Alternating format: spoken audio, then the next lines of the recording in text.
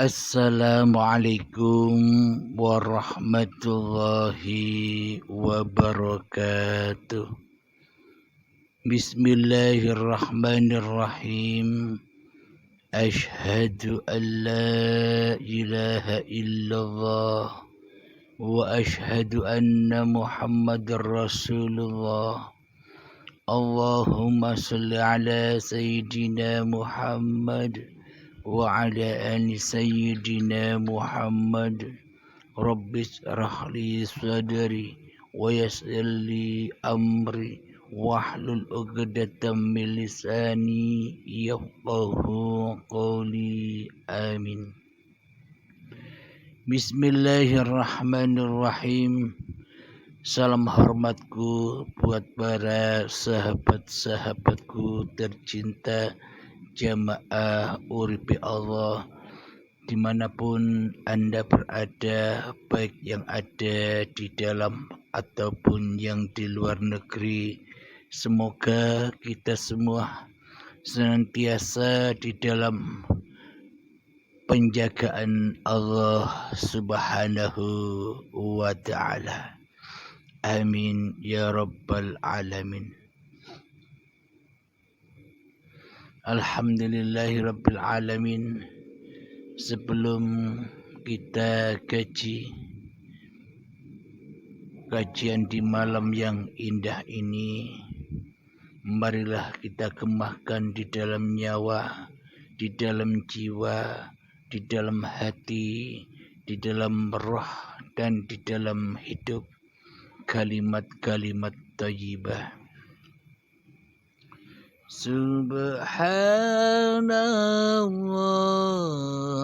walhamdulillah wa la ilaha illallah wallahu akbar wa la hawla wa la quwwata illa billahil aliyyil azim.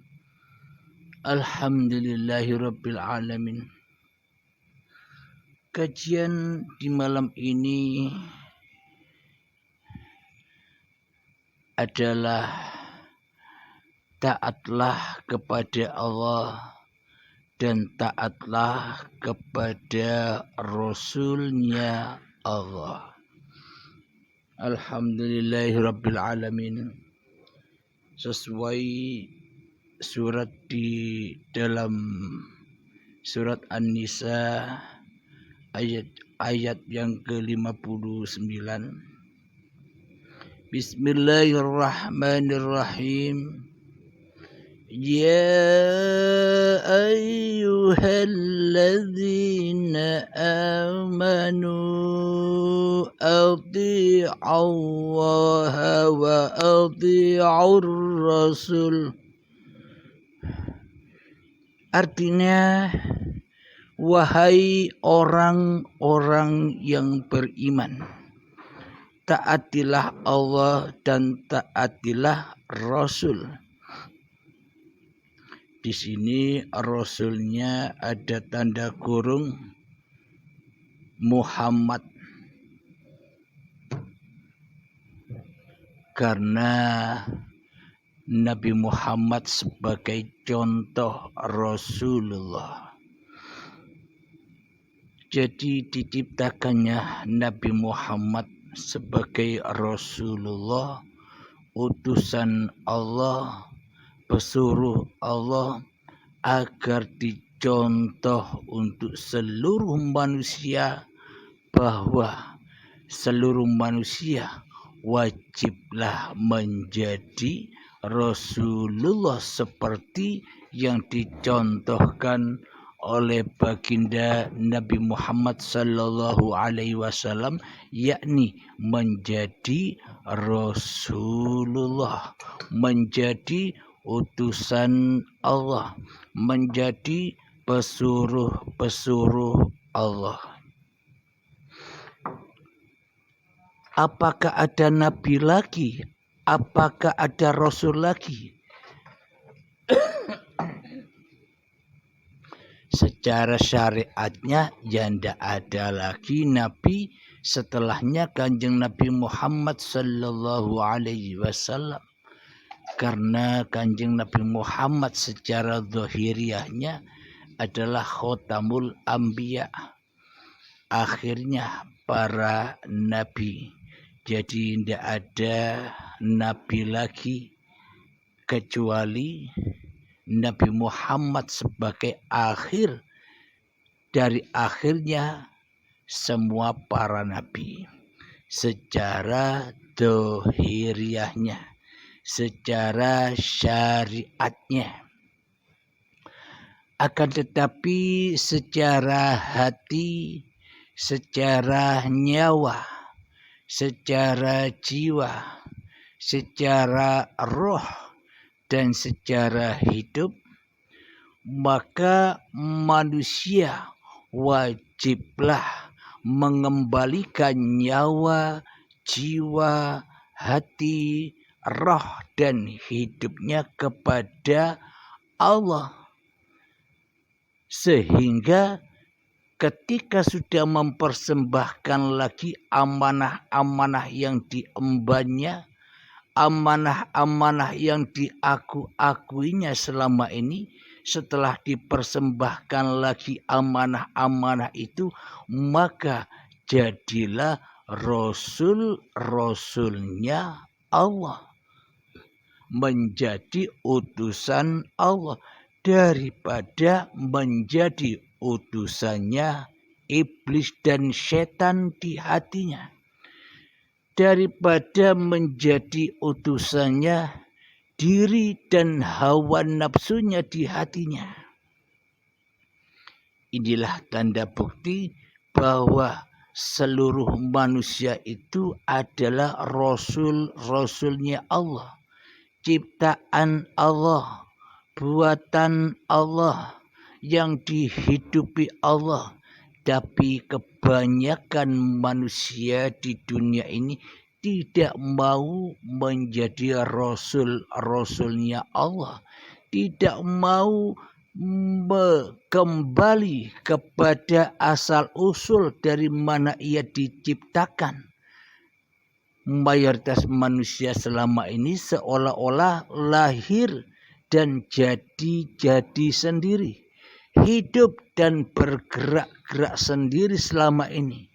Inilah tanda bukti bahwa kita semua selama ini, termasuk saya sendiri, enggan menjadi Rasulnya Allah, tapi lebih cinta kita selama ini menjadi Rasulnya diri kita sendiri, menjadi Rasulnya hawa nafsu kita sendiri, menjadi utusannya iblis dan setan yang selalu mensekutukan Allah selama ini, yang selalu mentiadakan Allah selama ini, yang selalu menggoibkan Allah selama ini di hati kita.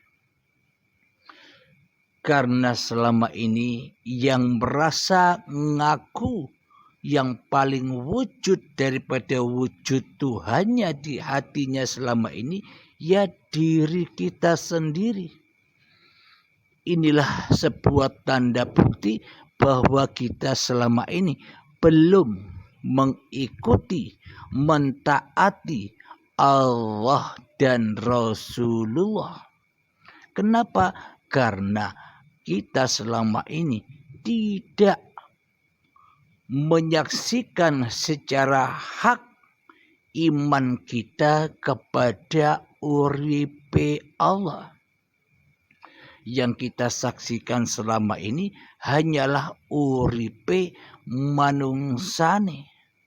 Seolah-olah hanya diri manusia kita lah yang punya hidup.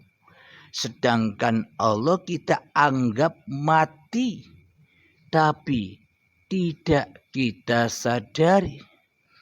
Apa bukti bahwa Tuhan bahwa Allah selama ini kita anggap mati dan tiada serta goib keberadaannya di hati kita. Buktinya selama ini kita tidak rumangsa, kita tidak merasa bahwa kita ini dituhani Allah di dalam hati kita. Kita tidak merasa dikuasai Allah di hati kita selama ini. Buktinya kita selama ini tidak merasa diwujudkan oleh Allah selama ini. Coba kita hayati. Bila kita merasa diri kita ini, kewujudan, keberadaan diri kita ini diwujudkan dan diberadakan oleh yang ada, oleh Allah, tentunya ya Allah lah yang lebih wujud di dalam hati kita daripada kita sendiri. Itulah bukti yang nyata bila kita mengaku kita ini diwujudkan dan diciptakan Allah. Tapi apa kenyataannya? Selama ini semua itu hanyalah kiasan dan omong kosong wae. Kita merasa sebagai ciptaan, akan tetapi di dalam hati kita tak merasa sebagai ciptaan. Kita mengaku sebagai makhluk, akan tetapi aplikasi di dalam hati kita tidak merasa sebagai makhluk. Malah kita mengaku-akui, merasa di dalam hati kita bahwa hanya diri kitalah yang hidup, bahwa hanya diri kitalah yang wujud, bahwa hanya diri kitalah yang merasa berkuasa atas segala kehendak daya upaya aktivitas apapun yang kita perbuat selama ini. Inilah bukti-bukti yang nyata bahwa kita selama ini mematikan Allah, mentiadakan Tuhan, tidak bisa apa-apakan Tuhan sebagai Tuhannya seluruh alam semesta. Coba kita sadari bersama sahabatku. Bila Allah kita sangka tidak bisa apa-apa, bila selama ini Allah kita sangka tidak bisa berbuat apa-apa, bila selama ini kita sangka Allah tidak bisa menguasai siapa-siapa, yakni laisa kamitslihi syai'un, Allah tidak seperti apa-apa dan Allah tidak seperti siapa-siapa. Lalu bagaimana mungkin kita bisa menyembah Tuhan yang tak bisa apa-apa? Lalu bagaimana mungkin kita bisa mengabdi kepada Tuhan yang tidak bisa berperan sebagai siapa-siapa? Bila yang berperan sebagai siapa-siapa hanyalah makhluk. Bila yang bisa menciptakan apa-apa hanyalah makhluk. Lalu bagaimana persembahan kita selama ini? Yang isinya hanyalah dusta-dusta belaka. Kenapa? Karena kita tidak taat kepada Allah dan tidak taat kepada Rasulullah. Maknanya kita belum selamat hati kita kepada Allah. Kita belum masuk agamanya Allah, agama yang lurus, agama yang pasrah, agama yang rela, ridho, mempersembahkan kembali bahwa hidup, bahwa badan, bahwa amal, bahwa semua ilmu yang kita punyai sesungguhnya bukan milik kita semua. Kita hanyalah kosong. Kita tak punya apa-apa. Kita tak punya sifat apa-apa. Kita tak mampu apa-apa dan tak mampu bersiapa-siapa. Itulah tanda bukti bahwa kita bertuhan yang meliputi apa-apa dan yang meliputi siapa-siapa. Itulah tanda bertuhan. Namun di dalam hati kita selama ini tanda-tanda bertuhan itu tidak ada di hati kita. Meskipun kita selama ini pura-pura bertuhan, pura-pura beragama, agar dikatakan oleh manusia kita sudah alim di dalam beragama, agar dikatakan manusia kita sudah hebat di dalam mengenal Tuhan. Karena apa? Karena yang kita tuhankan selama ini bukan Allah, tapi manusia yang kita berhalakan selama ini. Kenapa itu semua bisa terjadi?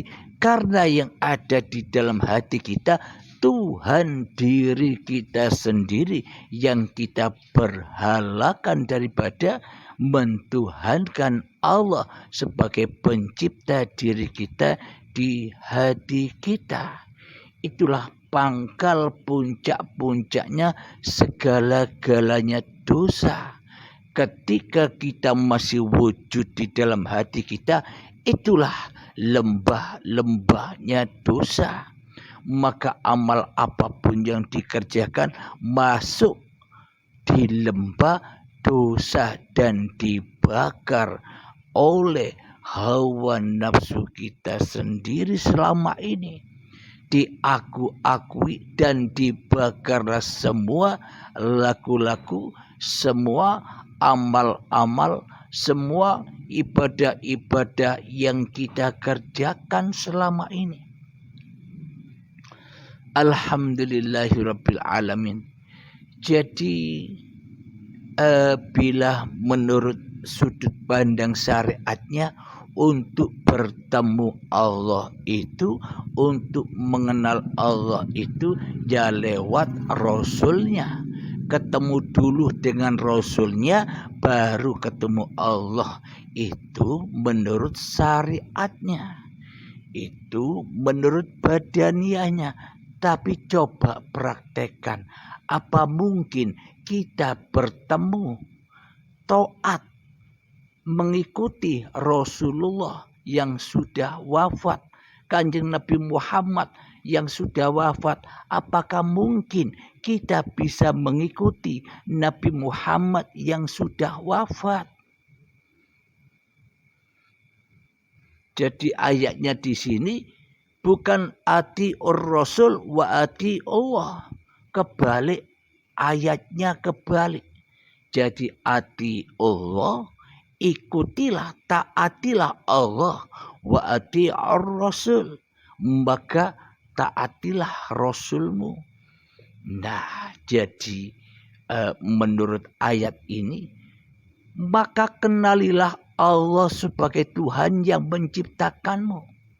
Maka kenalilah Allah sebagai hidup yang menghidupimu. Maka kenalilah Allah sebagai kuasa yang menguasaimu selama ini. Jadi bila semua amanah-amanah itu sudah dipersembahkan dengan rela dan ridho lewat pintu baiat, maka kita akan bertemu dengan siapa hakikat Rasulullah itu, yang mana hatinya sama persis dengan hatinya para nabi, yang mana hatinya sama persis dengan hatinya para rasul. Muhammad, bukan kamu yang bisa melempar itu, tapi aku yang melempar Muhammad. Muhammad, bukan kamu yang bisa memanah itu, tapi akulah yang memanah Muhammad.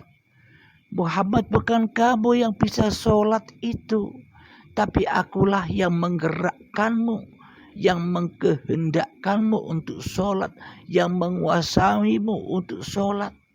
Itulah makna lillahi ta'ala. Karena sudah ketemu dengan Tuhannya, karena sudah ketemu dengan penciptanya, maka akan ketemu dengan Rasulullah, ketemu dengan apanya, bukan ketemu jasadnya, tapi ketemu hatinya, ketemu uripe Allah, hidup yang menghidupi Kanjeng Nabi Muhammad dulu, sama hidup yang menghidupi alam semesta ini. Inilah maksud ayat itu. Ati Allah wa ati Rasul. Jadi taatilah Tuhanmu, maka kau akan menjadi Rasulnya Allah, maka akan menjadi kekasih Allah, maka akan menjadi Habibullah. Alhamdulillahirabbil alamin. Jadi bagaimana kita bisa taat kepada Allah sementara kita kepada Allah saja kenalnya hanya sebatas nama? Bagaimana kita bisa ati Allah, bisa mengabdi, menyembah kepada Allah, sementara Allah saja selama ini hanya berhala-berhala hati, yang mana hanya nama saja yang ada di hati, hanya sesebutan saja yang ada di hati. Sementara yang jadi Tuhan di hati kita selama ini masih hawa nafsu kita sendiri. Jadi ati Allah wa ati Rasul. Jadi bagaimanakah cara taat kepada Allah? Cara taat kepada Allah, cara jumpa kepada Allah, cara mengabdi kepada Allah, cara menghadap kepada Allah, ya relakan, ridhokan. Jangan jadi Tuhan lagi dirimu di hatimu. Jangan wujud lagi dirimu di hatimu. Jangan hidup lagi dirimu di hatimu. Jangan berkuasa lagi dirimu di hatimu. Itulah kunci sukses untuk ati Allah wa ati Rasul. Bila Anda bisa memasrahkan sendiri tanpa pembimbing, belajar sendiri, silahkan. Alhamdulillahirabbil alamin. Semoga saya khususnya dan semoga kita semua selalu dilindungi oleh Allah Subhanahu wa taala. Semoga kita semua selalu terhidayai ilmu-ilmu ketuhanan di dalam paparan-paparan uripe Allah ini. Belajarlah dan belajarlah tanpa putus asa. Ulang dan ulangi lagi pemaparannya agar bertambah tajam iman kita. Semakin kita ulang, semakin tajam. Semakin kita ulang, semakin menemukan permata-permata yang belum kita saksikan di dalam paparan-paparan di dalam uripe Allah ini. Amin ya rabbal alamin. Sebelum kita akhiri kajian di malam ini, marilah kita kembangkan sholawat dalimin taf'ul bala. Allahumma salli ala Sayyidina Muhammad wa ashghili zalimin bizalimin. Allahumma salli ala Sayyidina Muhammad wa ashghili zalimin bizalimin. وأخرجنا من بينهم سالمين وعلى